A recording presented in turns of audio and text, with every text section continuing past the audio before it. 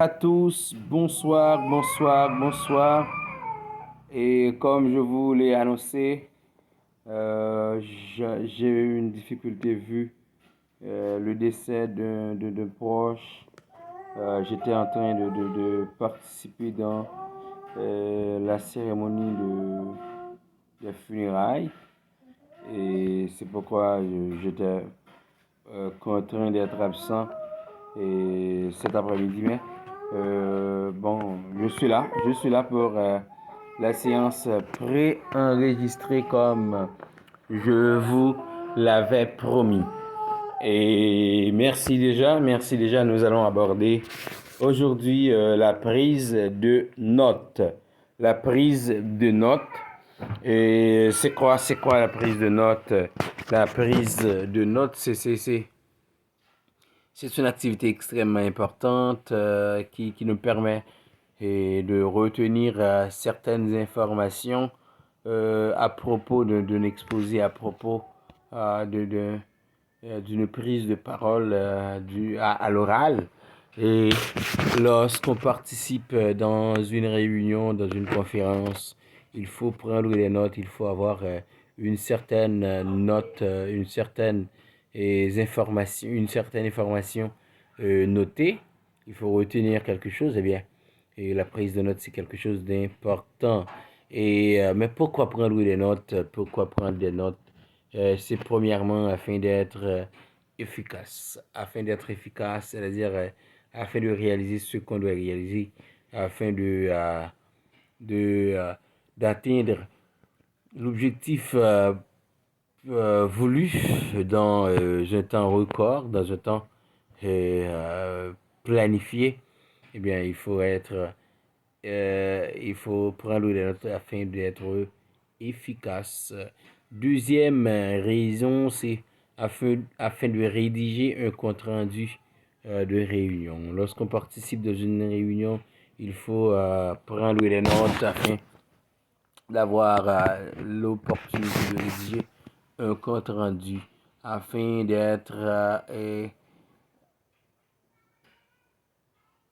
afin de pouvoir retracer la réunion, retracer la conférence, afin d'être fidèle dans ses rapports et dans le rapport rédigé.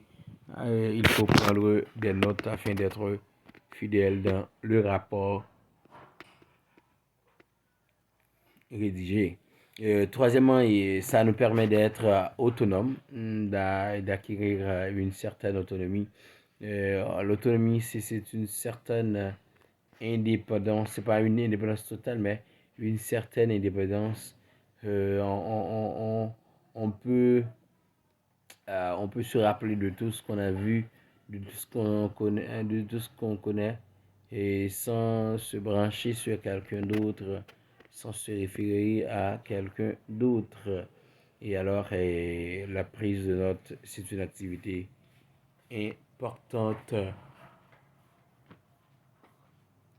tenant compte des raisons subventionnées. Et la prise de notes nous permet aussi de synthétiser, de dire beaucoup de choses en peu de mots.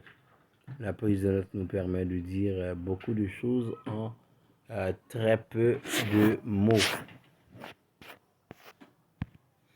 Et voilà. La prise de notes, c'est quelque chose qui concerne non pas un public, mais ça concerne le rédacteur.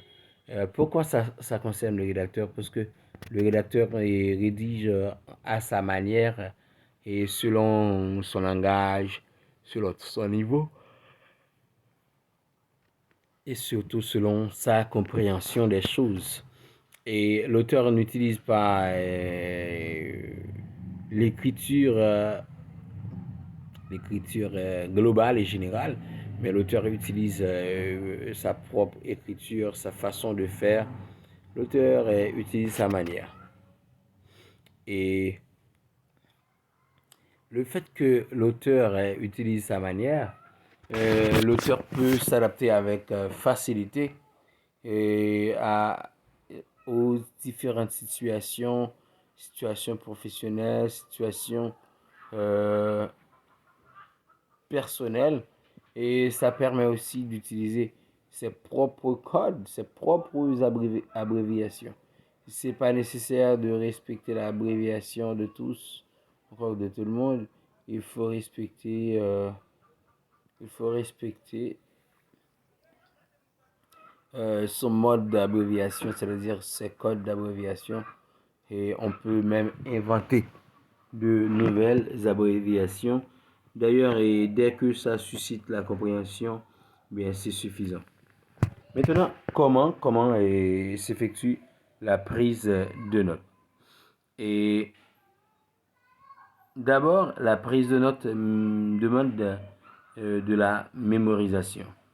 Et mémorisation, pourquoi? Parce que parfois, il faut mémoriser certaines choses afin de pouvoir prendre des notes concernant la chose. Voilà, il faut de la mémorisation, il faut de la concentration et de l'attention. Et pour prendre des notes, il faut écouter avec attention ce que dit l'orateur, ce que dit le professeur, le conférencier, le dirigeant de la réunion. Tout ça, c'est pour dire que c'est l'orateur. Il faut de l'organisation et de la structuration. Il faut connaître comment organiser un texte, comment organiser un écrit. C'est pourquoi on dit que l'organisation, c'est quelque chose d'important pour la prise de notes. Et maintenant, voyons les différents moyens qu'on peut utiliser pour la prise de notes. Et pour la prise de notes, les moyens varient d'une situation à une autre.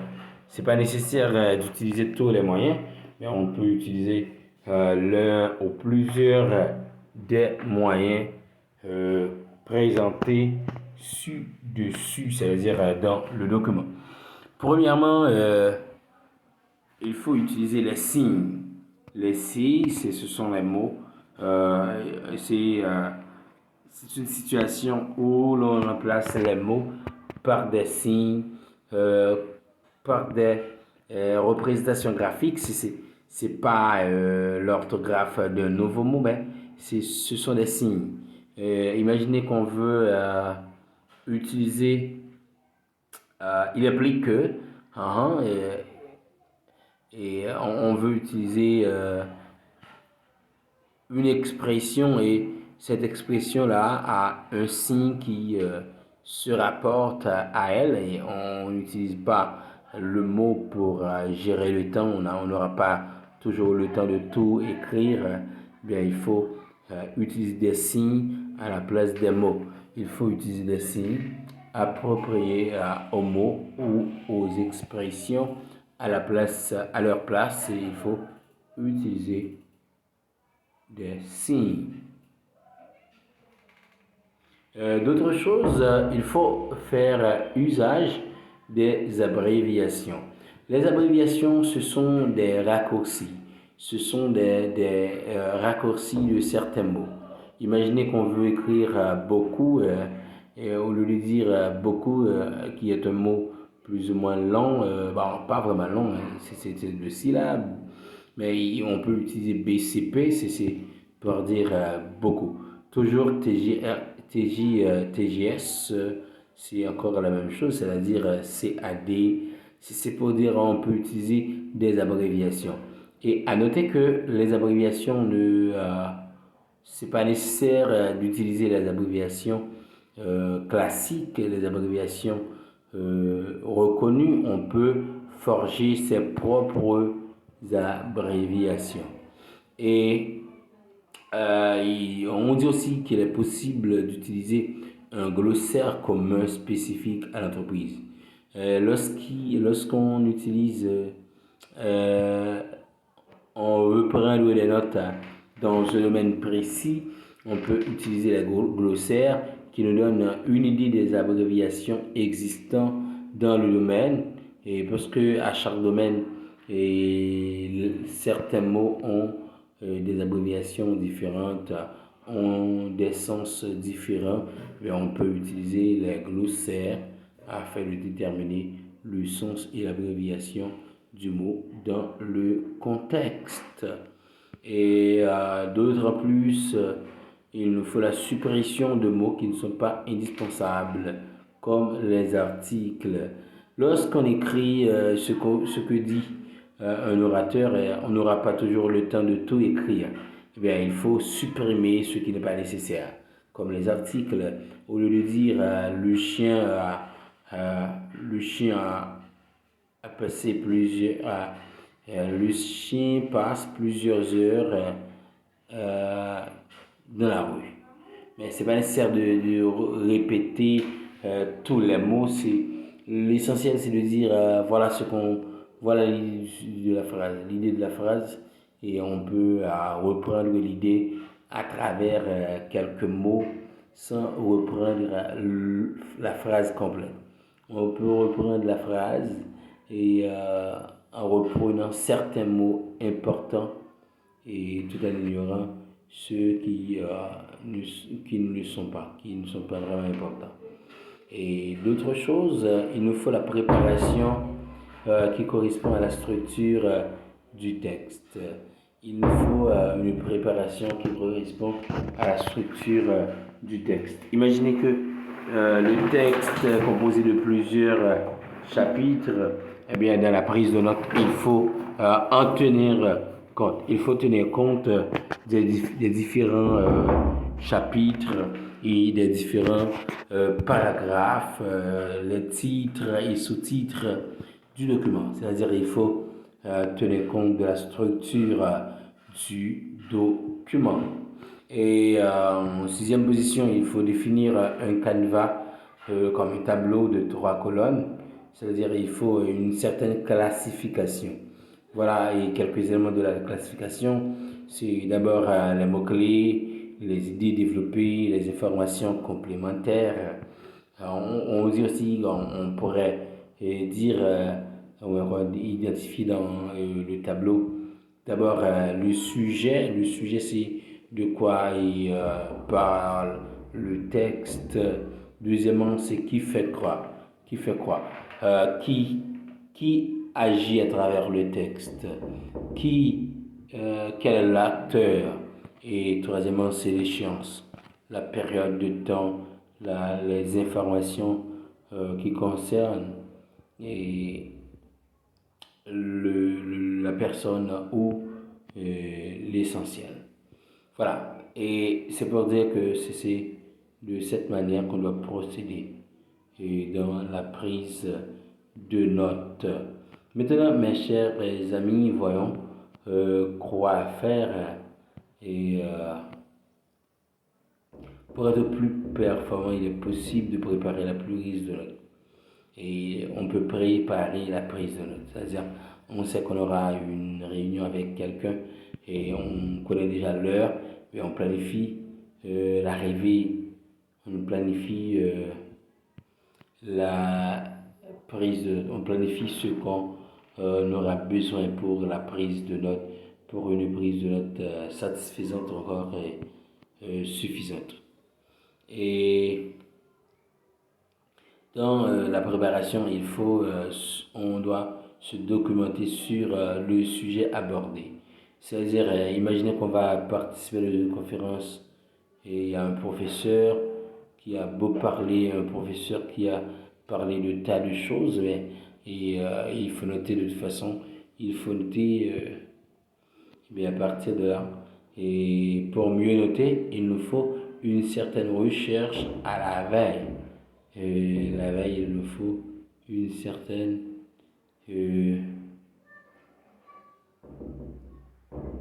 voilà. Et il nous faut une certaine connaissance du sujet. Deuxièmement, il faut consulter l'ordre du jour. L'ordre du jour, c'est l'espace de planification de la réunion qui définit ce qu'on aura à dire de telle ou telle autre chose, ce qu'on aura à discuter durant la réunion. C'est-à-dire, on connaît d'avance ce qu'on traitera dans la prise de parole, ce qu'on aura à aborder, et à partir de là, on peut savoir aussi que doit-on attendre de cette approche. Et d'autres choses, on doit comprendre les propos afin de mieux les transcrire. Il faut comprendre les propos afin de mieux les écrire. Écrire sur sa feuille, non dans... il faut transcrire sur une feuille l'explication du professeur. Il faut retransmettre l'idée du professeur en rôle de l'orateur. Maintenant, voyons comment réussir sa prise de notes. Et la prise de notes effectue en plusieurs temps. Il faut écouter, il faut comprendre, il faut synthétiser et noter. Et pour y arriver, il faut d'abord noter. Il faut d'abord stocker l'information. Il faut d'abord stocker l'information. Et à partir du stockage de l'information, on dit qu'on peut améliorer sa mémoire, et ça peut nous rendre beaucoup plus efficace. Et bon, de toute façon, essayons de voir que faire pour la prise de notes. Et premièrement, on nous a ok. Et pour que la prise de notes soit lisible et claire, afin de ne pas perdre de temps à la lire et à la comprendre, il faut, pour faciliter la compréhension d'une prise de notes, il faut d'abord que cette dernière soit ahurée. Il faut que la note soit ahurée. Il faut que tout soit bien organisé. Deuxièmement, il faut utiliser les mêmes repères et aux mêmes endroits. Il faut utiliser les mêmes repères et aux mêmes endroits. C'est-à-dire, il faut utiliser les mêmes symboles et dans les mêmes circonstances. Il faut dater la prise de notes. Il faut dater la prise de notes. Il faut dire, on a pris cette note en date du 5 avril 2022. Il faut noter la date de l'académie et de la prise de notes. Alors il faut noter et la prise de notes, il faut dater la prise de notes. Et si c'était une situation où la maison, où il y a quelque chose de difficile, si c'est une situation où il y a quelque chose de difficile, on pourrait y retrancher autrement, mais à ce niveau, il y a une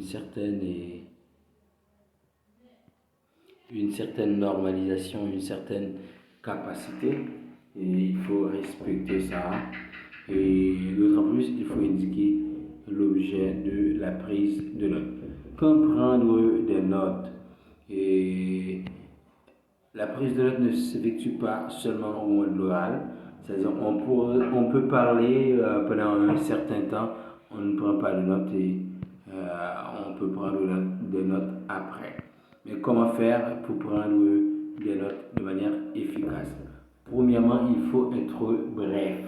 Il faut dire un peu de mots, ce qu'on aimerait faire, ce qu'on aimerait ajouter. Deuxièmement, il faut être fidèle. Fidèle, c'est-à-dire il faut dire seulement et uniquement ce que l'orateur a eu à dire. Troisièmement, il faut être organisé. Il faut déterminer la façon dont on va y protéger tout ce qu'on a reçu. Et je crois qu'on va essayer de voir ensemble, parce que la prise de notes doit être fidèle. Il faut se limiter dans les limites du texte encore de l'orateur. Il ne faut pas dire ce que l'auteur ne veut pas dire. ce que les ennemis ne veulent pas dire. Il faut dire ce qu'on doit dire.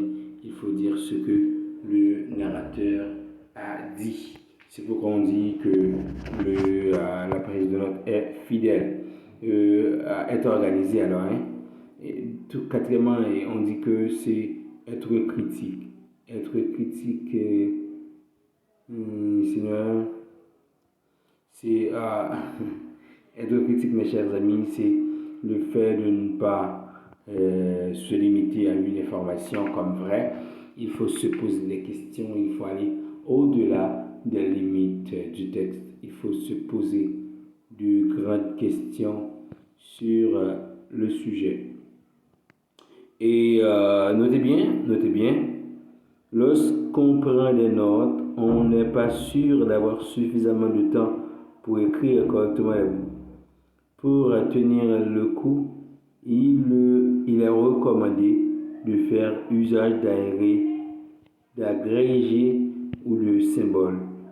Voilà. Et on n'aura pas toujours le temps de tout écrire. On va alors faire usage de certaines notes de certains villages, de certaines sources d'influence pour le peuple, pour le narrateur. Il faut respecter l'idée essentielle du narrateur. Voilà, mes chers amis, la prise de notes. À rappeler que c'est une notion extrêmement importante. Merci encore une fois. C'était votre ami Jean-René Chati. Ciao.